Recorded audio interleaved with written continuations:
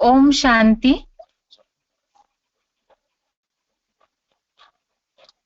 भगवत गीता श्लोक क्लास में आज का श्लोक है चौथे अध्याय का 15वां श्लोक, अध्याय 4, श्लोक नंबर 15। श्लोक है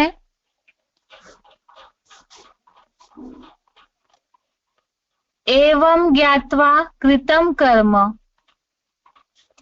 पूर्वैरपि मुमुक्षुभिः कुरु कर्मेव तस्मात् त्वं पूर्वेह पूर्वतरम कृतम। श्लोक दोबारा।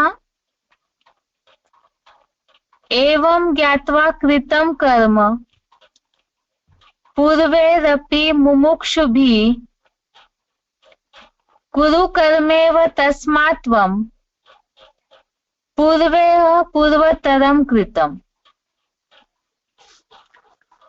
श्लोक का संधि विच्छेद है एवं ज्ञात्वा कृतं कर्म पूर्वेह अपि मुमुक्षुभिः कुरु कर्म एव तस्मात् त्वं पूर्वेह पूर्वतरम कृतम। संधि विच्छेद दोबारा। एवं ज्ञात्वा कृतं कर्म पूर्वेह अपि मुमुक्षुभिः कुरु कर्म एव तस्मात् त्वं पूर्वेह पूर्वतरम कृतम। शब्दों का अर्थ है एवं अर्थात ऐसा, ज्ञात्वा अर्थात जानकर, पूर्वेह अर्थात पूर्व के, मुमुक्षुभिः अर्थात मुक्ति अभिलाषियों ने, अपि अर्थात भी, कर्म अर्थात कर्म, कृतम अर्थात किया था, तस्मात् अर्थात इसलिए, त्वम अर्थात तू, पूर्वेह अर्थात पूर्व से, पूर्वतरम अर्थात पूर्वतर, कृतम अर्थात किए हुए, कर्मेव अर्थात कर्मों को, कुरु अर्थात कर। शब्दों का अर्थ दोबारा। एवं अर्थात ऐसा, ज्ञात्वा अर्थात जानकर, पूर्वेह अर्थात पूर्व के, मुमुक्षुभिः अर्थात मुक्ति अभिलाषियों ने। श्लोक में दिखते समय मुमुक्षुभिरपि दोनों शब्द जुड़ के लिखे हैं, लेकिन ऊपर जो श्लोक है उसमें दो शब्द अलग है, अपि अलग और मुमुक्षुभिः अलग, इसलिए इसका अर्थ भी, शब्द भी समझते समय ऐसे ही समझा। मुमुक्षुभिः अर्थात मुक्ति अभिलाषियों ने, अपि अर्थात भी, कर्म अर्थात कर्म, कृतम अर्थात किया था, तस्मात् अर्थात इसलिए, यहाँ शब्द में तस्मात्त्वम लिखा है। बाकी ऊपर श्लोक में जिस तरह नया जो किताब है उसमें तस्मात् और त्वम दो शब्द अलग है। तो तस्मात् अर्थात इसलिए, त्वम अर्थात तू, पूर्वेह अर्थात पूर्व से, पूर्वतरम अर्थात पूर्वतर, कृतम अर्थात किए हुए, कर्मेव अर्थात कर्मों को ही, कुरु अर्थात कर। श्लोक का अर्थ है, ऐसा जानकर पूर्व के मुक्ति अभिलाषियों ने भी कर्म किया था, इसलिए तू पूर्व से पूर्वतर किए हुए कर्मों को ही कर।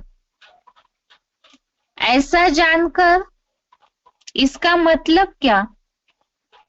ये शब्द पिछले श्लोक से जुड़ा हुआ है। पिछले श्लोक में जो बात आई थी कि भगवान को कर्मों का बंधन नहीं है, कर्म फल में इच्छा नहीं है और इसीलिए ही वो निर्लिप्त है, सदा काल के लिए निर्लिप्त है। और इसी तरह से भगवान को जो यथार्थ रीति पहचानता है वही कर्म बंधनों में नहीं बनता है। भगवान को यथार्थ रीति जो पहचानेंगे, इसके पहले चौथे अध्याय में सारा श्लोक, जितने भी श्लोक हमने पढ़े उसमें यही बात आई है, भगवान की यथार्थ पहचान, उनके दिव्य जन्म, उनके दिव्य कर्म की पहचान। और कर्म में खास बात कि वो कर्मों के बंधन में नहीं आते, अभोक्ता है। और इसी बात को जो भली भांति ज्ञान की दृष्टि से मंथन करके समझते हैं, भगवान का जो दिव्य जन्म है वो तो किसी प्रकृति को अधीन करके साधारण तन में प्रवेश करके वो असाधारण कार्य करते हैं।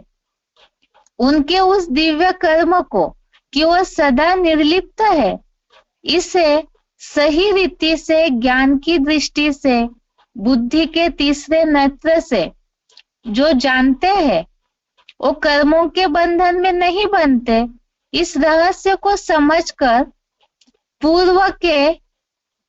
पूर्व में भी मुक्ति के अभिलाषियों ने, अभिलाषा अर्थात इच्छा, ऐसे पुरुषार्थी है जिन्होंने मुक्ति की अभिलाषा से पुरुषार्थ किया था, कर्म किया था।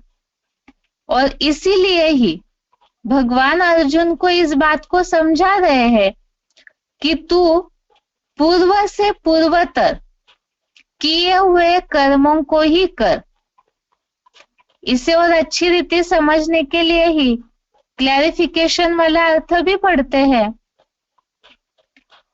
ऐसा जानकर पूर्व अर्थात ही क्लैरिफिकेशन में बताया, पूर्व अर्थात कल्प कल्पांतर, पूर्व कल्प कल्पांतर के पुरुषोत्तम संगम युगी मुक्ति अभिलाषियों ने भी हुबहू ऐसा ही कर्म किया था। इसलिए हर कल्प के ज्यों के त्यों हुबहू पुनरावृत्ति नियम से पूर्व से पूर्वतर हर चतुर्युगी में किए हुए कर्मों को मुकर्रर रथ में मुझे पहचान कर ही कर। इसमें बहुत सी बातें आई पुरुषार्थी जीवन में लागू होने जैसी। सबसे पहली बात, ऐसा जानकर, इसे तो अभी समझा कि भगवान जैसे सदा निर्लिप्त है इस सृष्टि पर आने के बाद भी, इसी तरह से ऐसा जानकर, उन्हें यथार्थ रीति जानकर पूर्व कल्प कल्पांतर के पुरुषोत्तम संगम युगी, अर्थात जो ये बात पहले भी रिपीट हुई है तीसरे अध्याय में कि ड्रामा हुबहू रिपीट होता है। ये कल्प कल्प ये सर्कल चलते ही रहता है सृष्टि चक्र का। और इसी तरह से कल्प कल्पांतर जो भी ऐसे पुरुषार्थी है भगवान को पहचानने वाले, उन्होंने ऐसा पुरुषार्थ किया है, ऐसा कर्म किया है।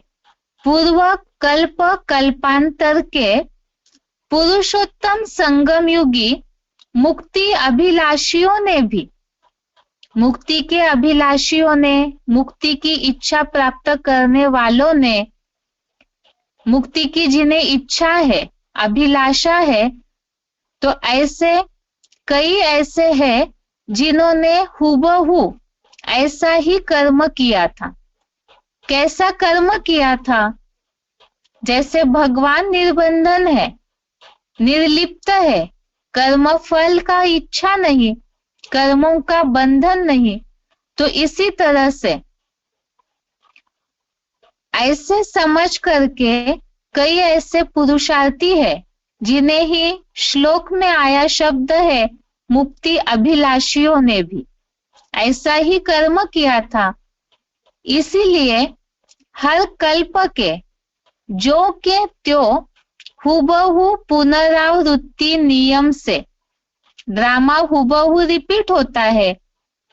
इस बात को गहराई से समझ करके तू अर्थात अर्जुन, अव्वल नंबर अर्जुन के लिए पहले बताया, और दूसरी बात जो नंबरवार पुरुषार्थी अर्जुन है उन्हें भी भगवान इस बात को समझा रहे हैं कि तू पूर्व से पूर्वतर हर चतुर्युगी में किए हुए कर्मों को, अर्थात जो ड्रामा हुबहू रिपीट होता है, इस बात का भी साथ में ज्ञान रखकर, एक तो भगवान निर्लिप्त है, कर्मों के बंधन में नहीं आते, इस बात का भी ज्ञान बुद्धि में रखना है। और उस गहराई को कर्मों की समझ करके ड्रामा हुबहू रिपीट होता है। हमने पहले कल्पों में भी मुक्ति पाई है। इस हुबहू रिपीटेशन, पुनरावृत्ति, ये सृष्टि चक्र का आवर्तन होता है। इस समय की घड़ी हुबहू रिपीट होती है। इस नियम को समझ करके हर चतुर्युगी में किए हुए कर्मों को, जैसे कल्प कल्पांतर ड्रामा रिपीट होता है, कर्म किए थे, ऐसे कर्मों को ही कर। लेकिन कैसे करना है वो कर्म? तो मुकर्रर रथ में मुझे पहचान कर ही कर। अर्थात कर्मों के बंधन से मुक्त तभी हो सकते हैं जब भगवान की यथार्थ पहचान हो। दूसरी बात, मुक्ति की अभिलाषियों ने, पुरुषार्थियों ने ड्रामा में पहले कल्पों में भी ऐसा पुरुषार्थ किया था, कर्म किया था, उस अनुसार कर। अर्थात ये बात बुद्धि में हो, बनी बनाई बन रही, अब कुछ बननी ना है। अर्थात ये सब कुछ ड्रामा में जो भी होता है वो रिपीट होता है। तीसरे अध्याय में भी हमने इन बातों को समझा था। ड्रामा हुबहू रिपीट होता है। हर एक आत्मा रूपी रिकॉर्ड में हर पार्ट भरा हुआ है, ये बात हम जानते हैं। लेकिन ज्ञान के हिसाब से मुरलियों में बहुत से ऐसे उल्लेख आए हैं कि ड्रामा हुबहू रिपीट होता है, सृष्टि चक्र का आवर्तन होता है। लेकिन हमें भविष्य ड्रामा पता नहीं है कि हमारा क्या पार्ट भरा हुआ है हमारी आत्मा रूपी रिकॉर्ड में। इसीलिए ही इस बात का ज्ञान भगवान दे रहे हैं कि ड्रामा तो हुबहू रिपीट होता है। तो मुक्ति के अभिलाषियों ने जैसे पहले भी कर्म किया था, वैसे ही इस संगम युग में भी ऐसे ही कर्म को कर। तो कैसे कर्म को कर? जैसे भगवान निर्लिप्त है वैसे ही कर। और इसी के लिए गहराई से और समझने के लिए आखिर वो कर्म की थ्योरी क्या है, उसे समझने के लिए कुछ रेफरेंस श्लोक है, उसे भी देखते हैं कि कैसे कर्मों को करना चाहिए। भगवान तो जन्म मरण के चक्र में आते नहीं है, उनका तो दिव्य जन्म है, तो दिव्य कर्म है। लेकिन हम मनुष्य आत्माएं जो नंबरवार पुरुषार्थी अर्जुन है, वो तो जन्म मरण के चक्र में आते हैं। इसीलिए भगवान ने उन्हें कैसे कर्म करने चाहिए जो कर्मों के बंधन में न फंसे, कर्मातीत बने, उसका रास्ता भी भगवत गीता में ही ऐसे कई श्लोक आए हुए हैं जिनमें इस बात का उल्लेख है कि अनासक्त होकर, कर्मों के बंधन से न्यारे होकर कैसे कर्म करना है। क्योंकि मुक्ति की अभिलाषा अर्थात ही सिद्धि। बहुत से गीता के श्लोक अभी तक हमने देखे जिसमें इस बात का उल्लेख आया है। कर्म का तरीका बताकर अंत में भगवान ये बात जरूर बताते हैं श्लोकों में, सिद्धि को प्राप्त करता है, परम पद को प्राप्त करता है, वैकुंठ की प्राप्ति होती है, कर्मों से न्यारा हो जाता है। ऐसे बहुत से उल्लेख आते हैं जो कि कैसे कर्म करने से क्या प्राप्ति होती है, ये बात उसमें बताई। वो प्राप्ति, परम पद की प्राप्ति, वैकुंठ की प्राप्ति, सिद्धि की प्राप्ति अर्थात मुक्ति की अभिलाषा। जिन्होंने मुक्ति की अभिलाषा की है उनको वो मुक्ति की प्राप्ति होती है। अर्थात मुरलियों में जिसका उल्लेख आता है जीवन मुक्त अवस्था, अर्थात दुख दर्दों से, सब बातों से न्यारे। खास तो मुरलियों में शिव बाबा इस बात को बताते हैं। और दूसरी बात, गीता में तो खास इस बात का उल्लेख अनासक्त भाव के हिसाब से आया है और मुरलियों में कर्मातीत के हिसाब से इस बात का उल्लेख आता है। रेफरेंस श्लोक है एक तो तीसरे अध्याय का 19वां श्लोक, अध्याय 3 का श्लोक नंबर 19। इसमें जो बात है, तस्मात् सक्तः सततम कार्यम कर्म समाचर। श्लोक पूरा नहीं पढ़ेंगे, कई लोग हो सकता है किताब में देख रहे हो, इसलिए उनके हिसाब से श्लोक का शुरुआत के 1-2 शब्द ही देखते हैं। भावार्थ में इस बात का उल्लेख आया है, अनासक्त हुआ निरंतर करने योग्य कर्म का तो आचरण कर। अनासक्त पुरुष कर्म का आचरण करता हुआ परम पद को प्राप्त करता है।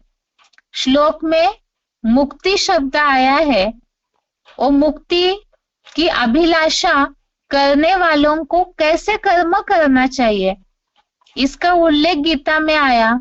जैसे भगवान कर्म बंधन से न्यारे है, कर्म फल की इच्छा से न्यारे है, अनासक्त है, इसी तरह पुरुषार्थियों को भी अनासक्त होकर कर्म करना है तो परम पद की प्राप्ति होगी। दूसरे अध्याय का 51वां श्लोक, अध्याय 2 श्लोक नंबर 51, कर्मजं बुद्धि युक्ता ही फलम त्यक्त्वा मनीषिणः। इसमें उल्लेख आया है शिव बाबा से बुद्धि लगाने वाले ज्ञानी जन विश्व कल्याण के कर्म से उत्पन्न हुए फल को त्याग कर जन्म जरा मरणादिक बंधनों से विशेष रूप से मुक्त हुए पाप रहित विष्णु लोकीय परम पद को प्राप्त करते हैं। इसमें दूसरी बात बताई जो आज के श्लोक में उल्लेख आया है, मुकर रथ में मुझे पहचान कर ही कर्म कर। और इस श्लोक में इसका उल्लेख आया है शिव बाबा से बुद्धि लगाने वाले ज्ञानी जन जब मुकर रथ में भगवान को यथार्थ रीति पहचानेंगे, उनके कर्मों की गति को सही रीति समझेंगे, सदा निर्लिप्त इस भाव से ही भगवान के उस रूप को पहचानेंगे, तो ऐसे ही शिव बाबा से बुद्धि का योग सही रीति जोड़ सकते हैं। और बुद्धि योग ऐसे जोड़ने वाले ज्ञानी जन ही सही रीति पुरुषार्थ करके कर्म से उत्पन्न हुए फल को त्याग कर जन्म जरा मरणादिक बंधनों से विशेष रूप से मुक्त हुए, जो मुक्ति की अभिलाषा कर रहे उसी हिसाब से कर्म कर रहे हैं पुरुषोत्तम संगम युग में, तो ऐसों को पहले तो मुकर्रर रथ को पहचान के उस शिव बाबा से बुद्धियोग लगाए तो वो बंधनों से विशेष रूप से मुक्त होकर परम पद को प्राप्त करते हैं। ऐसे ही संबंधित चौथे अध्याय का 23वां श्लोक नंबर अध्याय 4 श्लोक नंबर 23 में इसका उल्लेख आया है। आसक्ति रहित, एक सिवाय सभी से बंधन मुक्त, ज्ञान में दृढ़ बुद्धि वाले और यज्ञ सेवा भाव से चलने वाले के सारे कर्म पूर्णतया नष्ट होते हैं। यह कर्म नष्ट होना अर्थात वास्तव में मनुष्य जो कर्म बंधन में फंसता है उस बात के भाव से इस बात का उल्लेख किया है और कर्म बंधन से विशेष रूप से मुक्त होने के लिए तरीका बताया, यज्ञ सेवा भाव। इसके पहले भी हमने श्लोक में उल्लेख देखा है।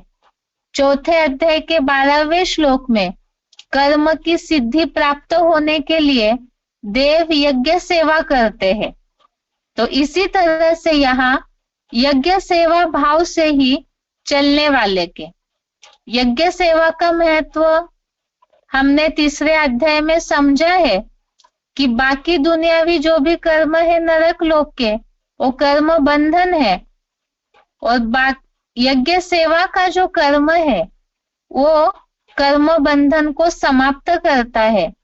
एक तो शिव बाबा को पहचानना, दूसरा शिव बाबा से बुद्धियोग लगाना, तीसरा यज्ञ सेवा का कर्म और चौथा विश्व कल्याण के कर्म से उत्पन्न होने वाले फल का त्याग और अनासक्त भाव। इन सब कर्मों के तरीके से मुक्ति रूपी सिद्धि की प्राप्ति होती है।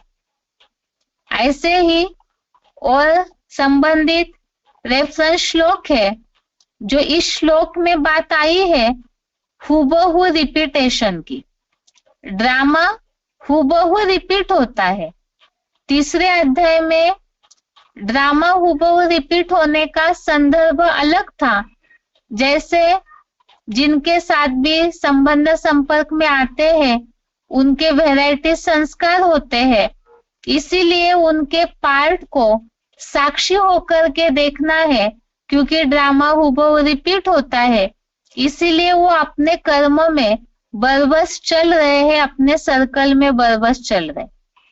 और चौथे अध्याय में ड्रामा हुबहू रिपीट होने की बात इस हिसाब से आई है कि पूर्व कल्प में भी जैसे कर्म किए थे, मुक्ति प्राप्त की थी, भगवान को पहचाना था, ऐसे कल्प कल्पांतरे रिपीटेशन चलता आया है। इसी तरह इस कल्प में भी यही बात को समझ करके कि मुक्ति तो मिलनी ही है। मुरलियों में जिसका उल्लेख आता है विजय हमारा जन्म सिद्ध अधिकार है, ये ईश्वरीय जन्म से प्राप्त होने वाला अधिकार अर्थात वैकुंठ परम पद की प्राप्ति, तो ये रिपीट होता ही है। ऐसे समझ करके कर्म करना ही है कि हमें सिद्धि की प्राप्ति तो होनी ही होनी है। अब ड्रामा हुबहू रिपीट होता है, इसके लिए 11वें अध्याय का 33वां श्लोक, अध्याय 11 का श्लोक नंबर 33, इसमें जो उल्लेख आया है अर्जुन को भगवान प्रेरित कर रहे युद्ध के लिए, इसलिए तू उठ खड़ा हो, कीर्ति प्राप्त कर, शत्रुओं को जीत कर, वैभव संपन्न राज्य को भोग कर। ये पूर्व कल्प में भी मेरे मूर्त रूप द्वारा मारे गए थे, इसीलिए केवल निमित्त मात्र बन जा। पूर्व कल्पों में भी यही हुआ है। इसीलिए अर्जुन को युद्ध के लिए प्रेरणा के हिसाब से भगवान ये बात बता रहे हैं कि पूर्व कल्पों में भी शत्रुओं को जीत कर वैभव संपन्न राज्य को भोगा है। अर्थात 11वें अध्याय में तो युद्ध में जीत प्राप्त करने की बात, गीता तो हम शुरू से समझते आए हैं कि ये कर्म युद्ध है, धर्म युद्ध है, और इसका रिजल्ट ही है मुक्ति की प्राप्ति, परम पद की प्राप्ति। तो पूर्व कल्प में भी विजयी हुआ है। इसी तरह से इस कल्प में भी ऐसे समझ करके ही कर्म कर। जो नीचे इस श्लोक के भावार्थ के नीचे लिखा है, कहते भी है हिस्ट्री रिपीट्स इटसेल्फ, अर्थात ड्रामा हूबहू रिपीट होता है। ऐसे समझकर ये श्लोक पुरुषार्थी जीवन के लिए इसी हिसाब से है कि कल्प कल्प मुक्ति पाई है, विजय पाया है और साथ में परम पद की प्राप्ति की है, तो इसीलिए हताश नहीं होना है। दूसरी बात कि इसी तरह मुक्ति प्राप्त करते आए हैं, तो इसीलिए पुरुषार्थ में लगना है। और कैसा पुरुषार्थ? तो भगवान को यथार्थ रीति पहचान कर कर्म बंधन से मुक्त होना, कर्मातीत बनने का पुरुषार्थ करना है। और वो कैसे करना है, इसे अच्छे से समझने के लिए सिलेक्टेड पॉइंट सुनते हैं, लेकिन उसके पहले श्लोक का उच्चारण।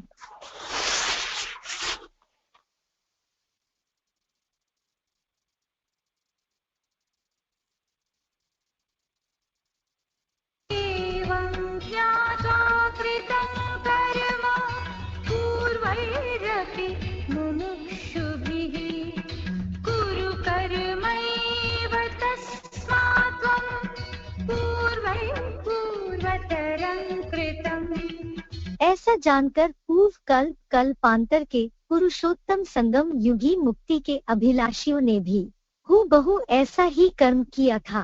इसलिए हर कल्प के ज्यों के त्यों हूबहू पुनरावृत्ति नियम से तू पूर्व से पूर्व कर हर चतुर्युगी में किए हुए कर्मों को मुकर्रर रथ में मुझे पहचान कर ही कर।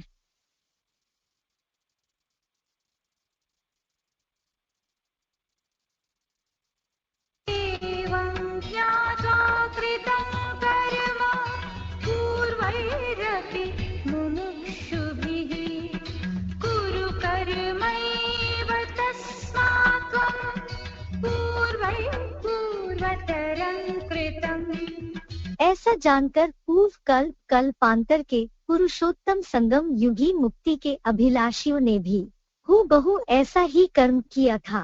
इसलिए हर कल्प के ज्यों के त्यों हूबहू पुनरावृत्ति नियम से तू पूर्व से पूर्व कर हर चतुर्युगी में किए हुए कर्मों को मुकर्रर रथ में मुझे पहचान कर ही कर।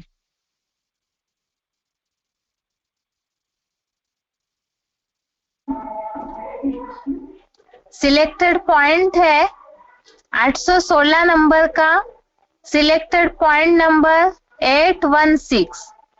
इस पॉइंट में एक तो बाप की पहचान, कर्म फल का त्याग, यज्ञ सेवा से कर्म बंधन मुक्त होते हैं, त्याग से भी कर्म बंधन मुक्त होते हैं। तो कैसे कर्म करना है उसके बारे में बताया है। हाँ, निरंतर याद में रहने का तरीका, अंतर न पड़े, निरंतर याद आता रहे।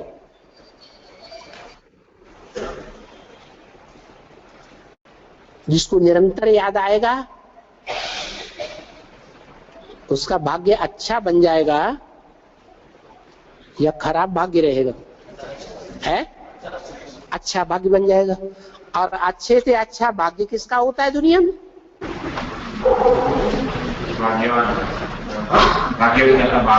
हैं? वो तो बच्चे तो बहुत हैं।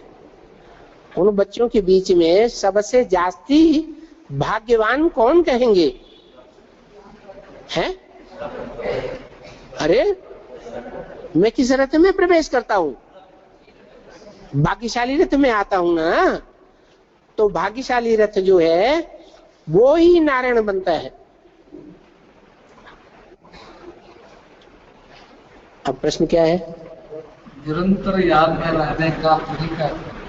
तो पूर्व जन्मों का हिसाब किताब है कि नहीं है?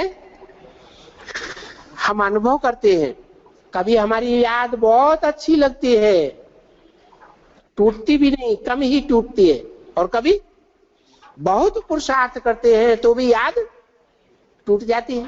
कारण क्या है? पूर्व जन्म के जो हमारे कर्म हैं, जब अच्छे कर्मों की रील घूमती है तो बहुत अच्छा पुरुषार्थ होता है, बहुत याद आती है ऑटोमेटिक।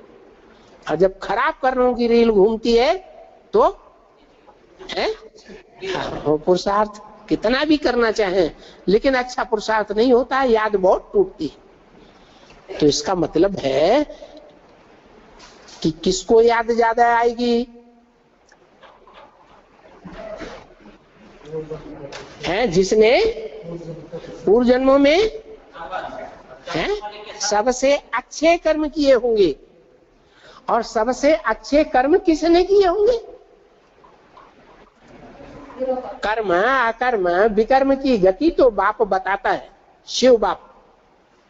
बताना अलग बात है, लेकिन उसको फॉलो करना प्रैक्टिकल जीवन में अलग बात है। तो वो कौन है जिसने भगवान की श्रीमत को 100% गहराई से समझा? राम बाबू। और समझाई है या प्रैक्टिकल के जीवन में करके भी दिखाता होगा? करके भी दिखाता है। तो 63 जन्मों में बहुत अच्छे कर्म होने के कारण जो रील है संगम युग में वो अच्छी ही घूमेगी या खराब घूमेगी? अच्छी ही घूमेगी। तो क्या किया उन्होंने? ऐसा क्या किया जिसे अच्छे कर्म बन गए? हैं? याद याद याद ब्रह्मा बाबा नहीं करते हैं? ब्रह्मा बाबा का याद तो सही नहीं है, वो तो पहचान ही नहीं। माना पहचान का मतलब है ज्ञान, जानकारी। तो मूल बात किस बात की हुई?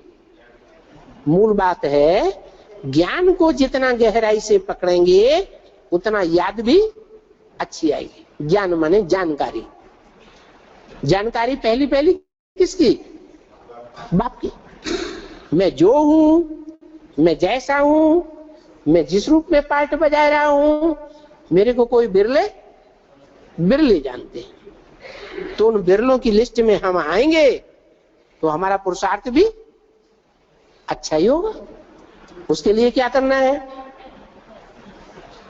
ज्ञान तो ये कहता है जितना त्याग उतना बड़ा भाग्य। बहुत भाग्यशाली बनना है, प्रजापिता जैसा भाग्यशाली रथ बनाना है संगम युग में। तो क्या करना है? हाँ, ज्यादा से ज्यादा त्याग करके दिखाएं भी नहीं, प्रैक्टिकल में करके करने लग पड़े। त्याग क्या होता है? क्या त्याग होता है? तलवार ले सर काट दे, जैसे रावण ने किया था। रावण ने क्या त्याग किया है? वो उन्होंने गीतों में लिख दिया है, 100 शीशों को काट काट शंकर को मैंने पूजा है। 100 शीश तो होने की बात ही नहीं है। शीश काटने का मतलब है अपनी इच्छाओं को। इच्छाएं कहाँ होती है? बाहों में होती है, धड़ में होती है, टांगों में होती है। इच्छाएं कहाँ होती है? सर में होती है। तो इच्छाओं को त्याग देना। 1.5 प्रकार की इच्छाएं पैदा होती हैं इस दुनिया में। इच्छा मात्रम अविद्या। तो क्या करें? खाने की इच्छा छोड़ दें? खाने पीने की इच्छा छोड़ दें? खाने पीने वगैरह चलेगा है? नहीं, खाना है, पीना है, पहनना है, रहना है, लेकिन उतना ही करना है जितना जीवन में पुरुषार्थ करने के लिए जरूरत है। पुरुषार्थ करने के लिए खाना है तो कितना जरूरत है? 2 रोटी खाते रहेंगे नमक की तो जिंदा रहेंगे या नहीं रहेंगे? हैं? बस इतना ही लेना है। क्योंकि भगवान के ढेर सारे बच्चे हैं, 500-700 करोड़, उनमें पता नहीं कितने हैं जो भूख मरते हैं। मरते हैं या नहीं है? तो हम ही सारा खा जाएं बढ़िया बढ़िया है? अगर बढ़िया बढ़िया जिस समय खा जाएंगे तो उतने त्यागी तो नहीं हुए। हाँ, शरीर को पोषण करना है, शरीर से सेवा करनी है, तो इतना तो लेना ही है जो शरीर अच्छे से ईश्वरीय सेवा कर सके। तो वो त्याग करना है जो सहज सहज हो सकता है। तन का त्याग। ईश्वरीय सेवा में हड्डी हड्डी स्वाहा करनी पड़ती है। करने के लिए बोला है, किसका मिसाल दिया? दधीचि ऋषि मिसल। ईश्वरीय सेवा में जैसे दधीचि ने अपनी हड्डियों को स्वाहा कर दिया। जो हड्डियां स्वाहा होती हैं, हड्डियां घिसती हैं,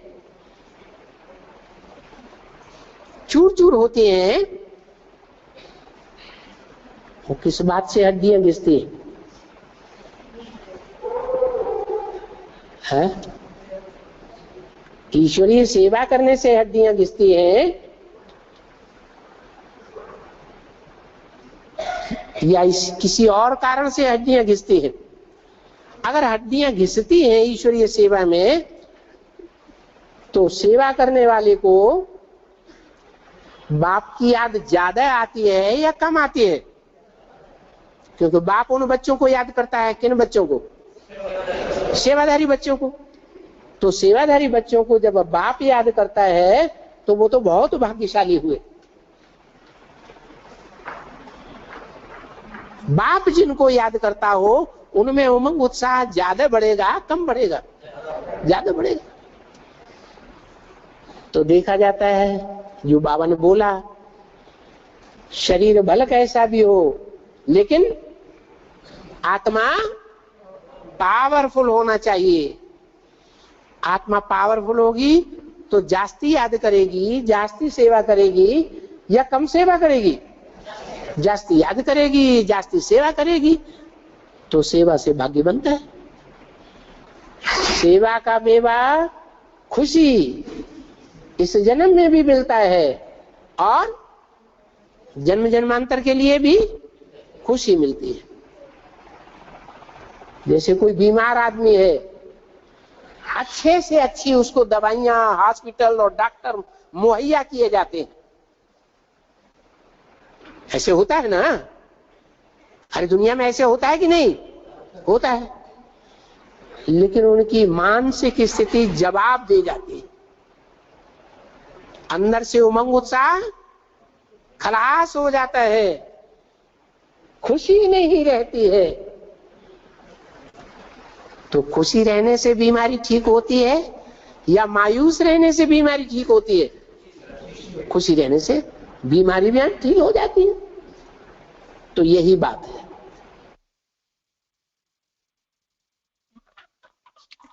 अभी के पॉइंट में जैसे बात आई है, शिव बाबा को पहचानेंगे जितना उतना याद करेंगे और याद करेंगे। साथ में यज्ञ सेवा की बात बताई कि कर्म फल का त्याग भी करना है, याद करना है। यज्ञ सेवा जितनी करेंगे उतना याद भी आएगी। त्याग के लिए जैसे बताया कि सिर काट देना है क्या, पूछा शिव बाबा ने, तो वास्तव में ऐसे त्याग की बात नहीं है। यह इच्छा मात्रम अविद्या जितना बनते जाएंगे तो उतना ही कर्म बंधन से मुक्त होते जाएंगे। तो सारी ही बातें आई। इस पॉइंट में केवल मुक्ति की अभिलाषियों ने कर्म किया था, तो कैसे कर्म करना चाहिए ये सारी बातों का उल्लेख इसमें है। अभी आगे का point, VCD number 313, VCD number 313, अभोक्ता अकर्ता की पहचान से कर्म बंधन से मुक्ति। जो श्लोक में बात आई, मुझ निर्लिप्त को जो यथार्थ रीति पहचान लेता है, तो वही बात अभी के पॉइंट में भी है।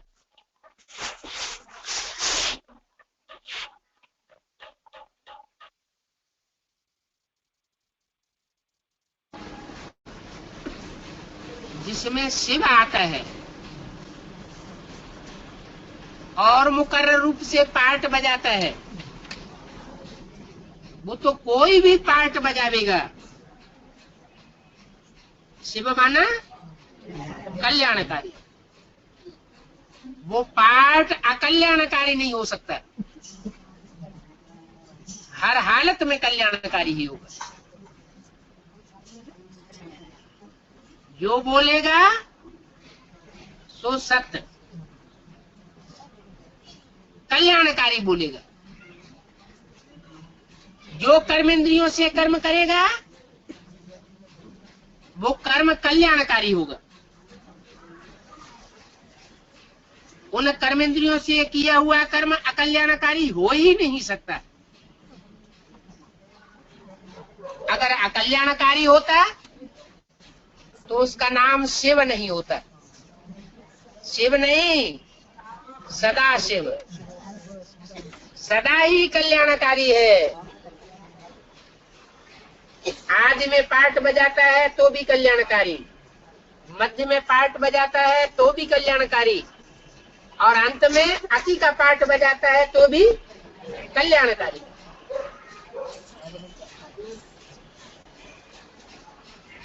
वो बाप के रूप में है तो भी कल्याणकारी, टीचर के रूप में है तो भी कल्याणकारी, सदगुरु के रूप में है तो भी कल्याणकारी।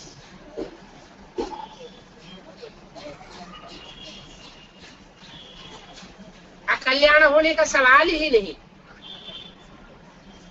क्योंकि वो अभोक्ता है। जो भोक्ता होता है, भोगी होता है, उसको लेप सेप लगता है। जो है ही अभोक्ता, उसको लेप सेप लगने का सवाल ही नहीं। और फिर कर्म बंधन बनने का सवाल नहीं। कर्म बंधन किसका बनता है? कर्म बंधन उनका बनता है जिनको अटैचमेंट पैदा होता है।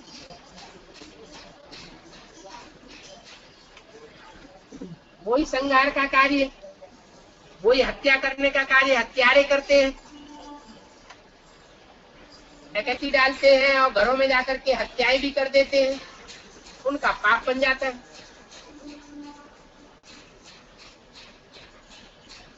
और वही हत्या एटॉमिक एनर्जी को विस्फोट करने वाले, एटम बम फोड़ने वाले करते हैं। और कराता है उनमें प्रवेश करके, कोई प्रेरणा देकर कराता है।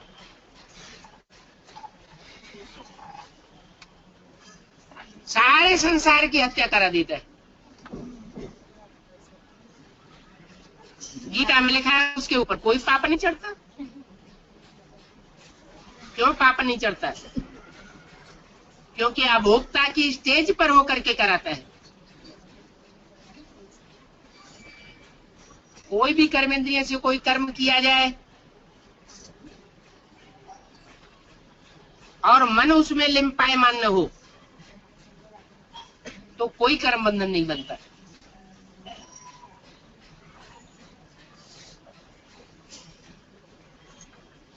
महबूब अपनी महबूबा को याद करता है, कारखाने में काम करता है, आंखें खुली हुई होती हैं, कोई आता है कोई जाता है, उसे दिखाई नहीं पड़ता?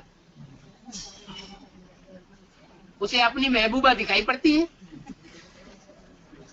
क्यों नहीं दिखाई पड़ता? क्यों? उसका मन दूसरी जगह लगा हुआ था, इसलिए आंखें खुले हुए होते हुए भी वो अपने विषय को ग्रहण नहीं करता। तो ऐसे ही सभी इंद्रियों का यही नियम है। जो इंद्रियां अनासक्त हो जाती है उनको पाप नहीं लगता। इसलिए बाप कहते हैं मेरे को याद करने की प्रैक्टिस करो, मैं अभोक्ता हूं। जैसे को याद करेंगे वैसे ही बन जाएंगे। चोर को याद करेंगे तो चोर बन जाएंगे, साहूकार को याद करेंगे तो साहूकारी के गुण आ जाएंगे, विद्वान आचार्य को याद करेंगे तो विद्वता के गुण आ जाएंगे। भगवान बाप अभोक्ता को याद करेंगे तो अभोक्ता के लक्षण आ जाएंगे। जन्म जन्मांतर भोगी बन के आए, अब एक जन्म कर्मेंद्रियों से कर्म करते हुए भी अभोगी बनने का अनुभव करना है। कर्म भी करना है और अभोक्ता भी बनना है, तो पाप कर्म सब नष्ट हो जाते हैं।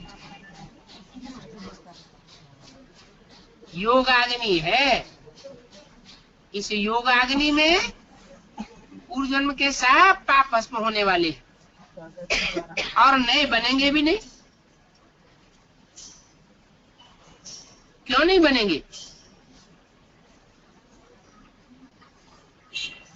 क्योंकि ऐसी प्रैक्टिस कर ली।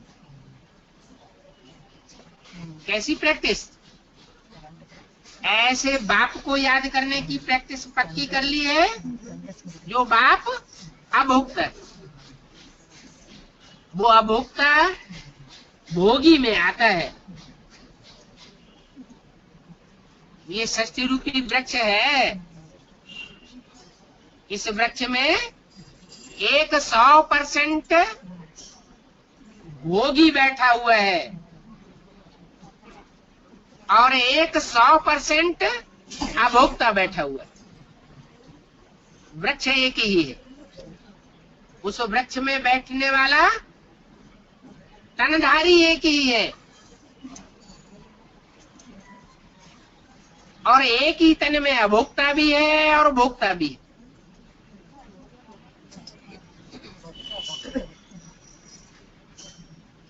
भोगी सेवा नहीं कर सकता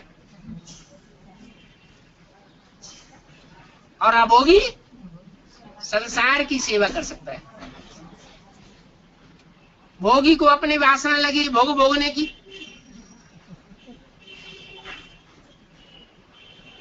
तो उसका लक्ष्य अलग हो जाता है और अभोक्ता उसमें प्रवेश है, उसको वासना है नहीं। इसलिए बाप दादा कहते हैं तुम बच्चे ये अहंकार मत धारण करो कि मैंने सेवा की। तुम सब तमो प्रधान बने पड़े हो।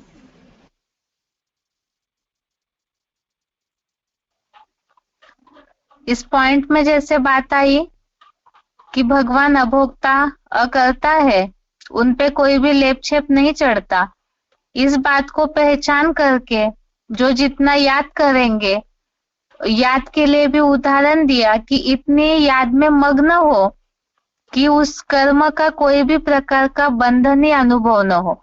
ऐसी योगाग्नि जब प्रज्वलित होगी तो विकर्म विनाश होंगे और साथ में ही विकर्म विनाश होना अर्थात ही दुखों से मुक्ति होगी। और कर्म बंधन से मुक्ति के लिए तरीका बताया है भगवान की यथार्थ पहचान। इस पॉइंट में खास तो बाप की पहचान के लिए ही रेफरेंस लिया हुआ है कि बाप किस तरह अभोक्ता अकर्ता होते हुए भी सदैव कल्याणकारी स्टेज में है। आगे का पॉइंट है वार्तालाप नंबर 357, डिस्कशन नंबर 357। ज्ञानी तो आत्माओं की निशानी है, कर्म फल का त्याग। भगवत गीता में लिखा है ज्ञानी तो आत्मा मुझे बहुत प्रिय है, लेकिन जो कर्म फल को त्याग करने वाले हैं उनसे भी ज्यादा प्रिय है, ऐसा कहते हैं, ऐसा लिखा है। इसका मतलब क्या है? कर्म किया और जो हमने कर्म किया, मान लो ईश्वरीय सेवा ही की और उसका फल हम इसी जीवन में चाहते हैं। इस करोड़पति की हमने सेवा की, वो ज्ञान में निकल आया, अब वो हमारे लिए सेंटर बना दे, मिनी मधुबन बना दे, हम उसमें जाकर के इंचार्ज बने। तो कर्म फल यही लेने की इच्छा कर ली, गलत काम किया या अच्छा काम किया? गलत काम किया। कर्म फल को त्याग करना ये अच्छी बात है। इस जीवन में हमें कुछ भी नहीं चाहिए, हमें जो पाना था सो पा लिया। इसको कहते हैं ज्ञानी तू आत्मा।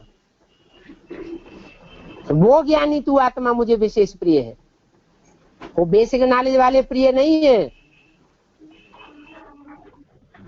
ये एडवांस नॉलेज में भी जो यहाँ धन्ना सेठ बन करके आगे चल के बैठ जाएंगे, ऊंची ऊंची गद्दियां जमा के बैठ जाएंगे,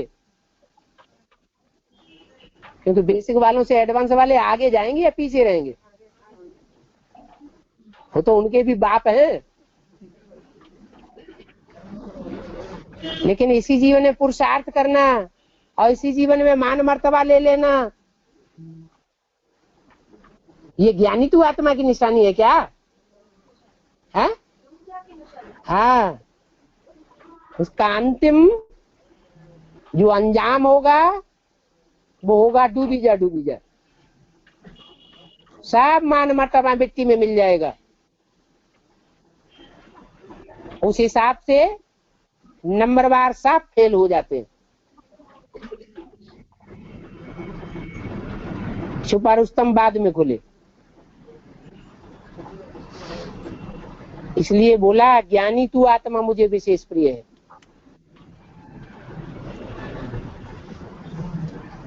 कर्म फल को भोगने वाला प्रिय नहीं है।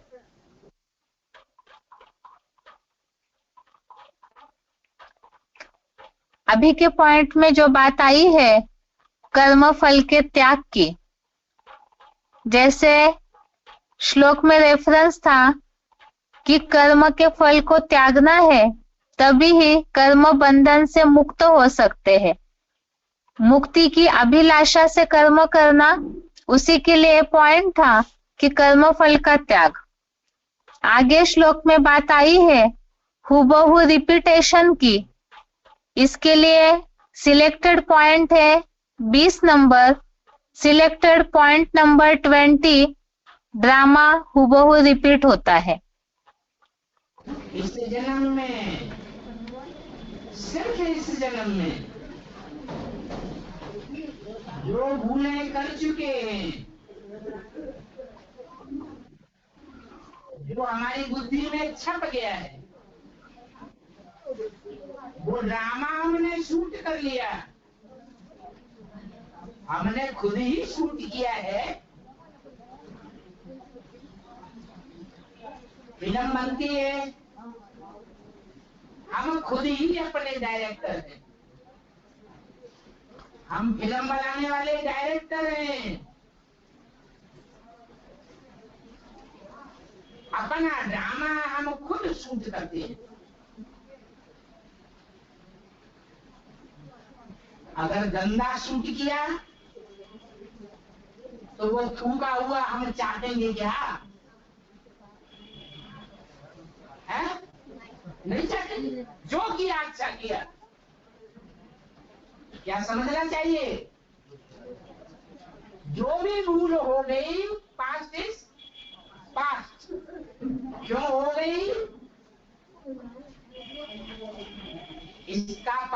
हमको नहीं है अभी, क्योंकि हम पूरे ज्ञानी नहीं बने हैं। इसलिए क्यों, क्या, कैसे हुआ, ये प्रश्न चित्त बनते हैं। नहीं तो बाबा ने तो बता दिया कि ये ड्रामा कल्याणकारी है,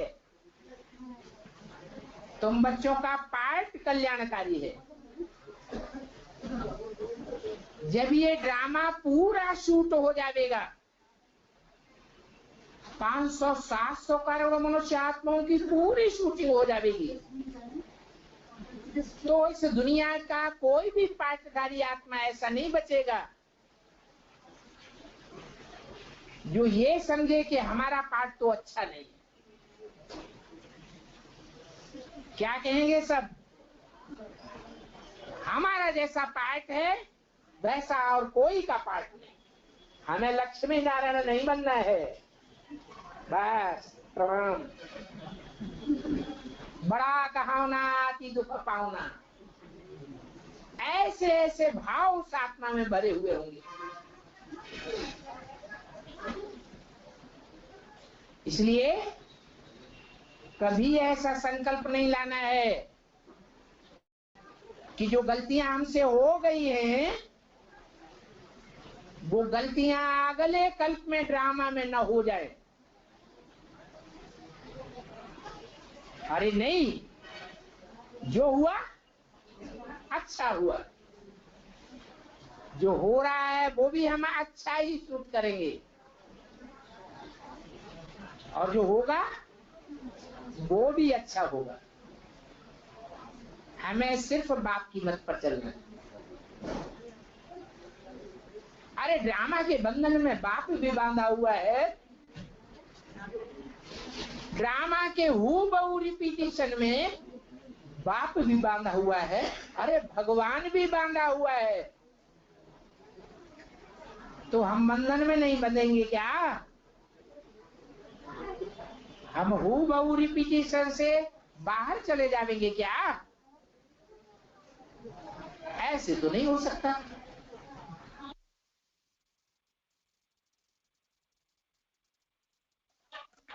आगे का पॉइंट है VCD number 464, VCD number 464, drama और जिसके लिए बोला जाता है बनी बनाई बन रही।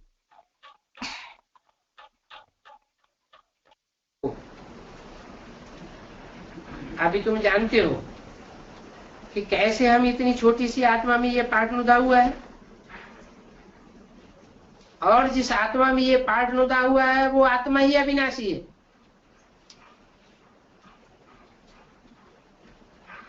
पार्ट भी अविनाशी है, आत्मा भी अविनाशी है। वंडर है ना, यहाँ सारा बना बनाया खेल है। ऐसे भी है बनी बनाई बन रही है, अब कुछ बननी ना है। चिंता ताकि कीजिए जो अनहोनी हो, मानो इस ड्रामा में जो कुछ भी चल रहा है, चाहे हमारे इंडिविजुअल के लिए चल रहा है, चाहे सारे समूह के लिए चल रहा है, जो कुछ भी चल रहा है सब कल्याणकारी है। क्यों? क्योंकि सब ने 63 जन्मों में जैसा जैसा जो कार्य किए हैं वही अभी रील में हमारे सामने आ रहे हैं। हम कुछ नया बनाए नहीं सकते, ड्रामा पलट नहीं सकता, हूबहू ड्रामा ज्यों को त्यों रिपीट होता है। ड्रामा में नूद है, वो जरूर होगा, पर चिंता किस बात की करें।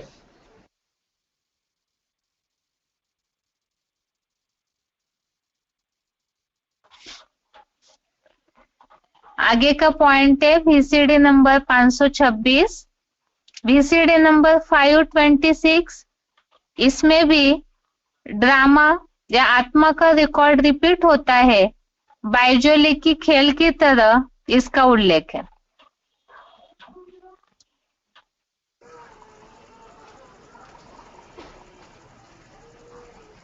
तो तुम बच्चे जैसे कि बाइजोली खेलते रहते,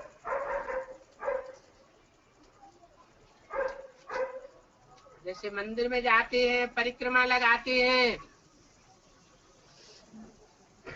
तो सर नीचे कर देते हैं, पांव ऊपर कर देते हैं, ऐसे गुलाटी लगाते लगाते परिक्रमा पूरी करते हैं। तुम्हारी भी ये 84 के चक्कर की परिक्रमा है।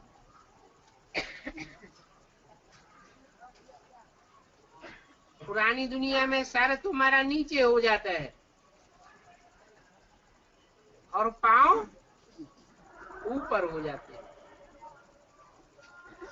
नई दुनिया में सर ऊपर और पांव नीचे हो जाते हैं।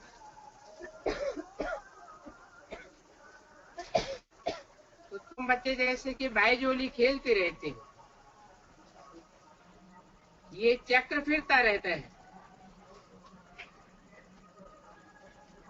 कितनी वंडरफुल बात है, कितनी छोटी सी आत्मा में 84 का पार्ट भरा हुआ है,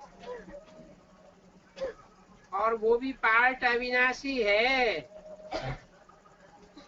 ऐसे नहीं कि एक बार 84 जन्मों का पार्ट बजाई दिया तो खलास हो जाएगा। जैसे वो रिकॉर्ड होते हैं, जैसा भर दिया जाता है बार बार बजता है, परंतु वो फिर भी विनाशी होते हैं। और तुम्हारी आत्मा का पार्ट कब भी विनाश होने वाला नहीं है। अनेक बार तुमने ये पार्ट बजाया है और अनगिनत बार बजाते रहेंगे। कितनी वंडरफुल बात है, कितनी छोटी सी आत्मा है।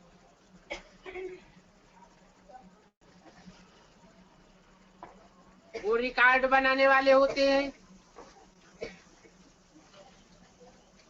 पहले बड़ा रिकॉर्ड बनाते थे,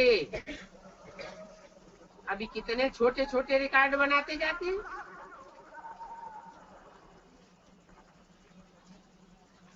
परंतु तुम्हारी आत्मा में जितना सूक्ष्म पार्ट भरा हुआ है,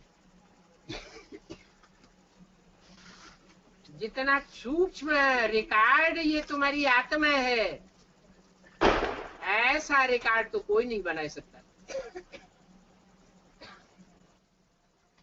वो रिकॉर्ड विनाशी है, तुम्हारा रिकॉर्ड अविनाशी है। ये तुम्हारा रिकॉर्ड टूटता फूटता भी नहीं है, वो रिकॉर्ड तो टूट फूट जाते हैं।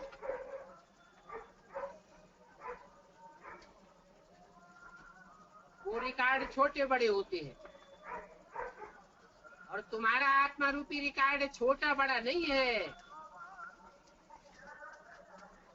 जैसे सब ज्योति बिंदु आत्मा है। तुम जानते हो कि अमर नाटक के पूरे 84 जन्म पाठ बजाने वाले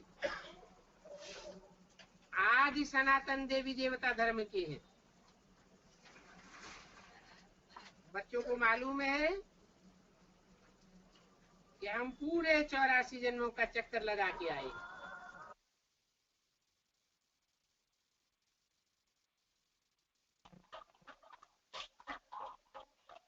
अभी जो श्लोक में बात आई है ड्रामा हुबहू रिपीट की, तो लेटेस्ट में हमने जो 3 पॉइंट सुने, इन सब में हुबहू रिपीटेशन की बात आई। बाकी पहले हमने मुक्ति के लिए जो कर्म करने का तरीका है उसे देखा है। इस श्लोक का सार हमने समझा पॉइंट के आधार से। मुक्ति की अभिलाषा से जो कर्म किए थे, जो पुरुषार्थ किया था, उसके लिए कर्म फल का त्याग जरूरी है। बाप की यथार्थ पहचान के आधार से याद जरूरी है। और ऐसे कर्म कल्प कल्पांतर किए थे और ये ड्रामा हुबहू रिपीट होता है। इसके साथ आज का श्लोक पूरा होता है। गीता क्लास यहाँ तक ही। ओम शांति।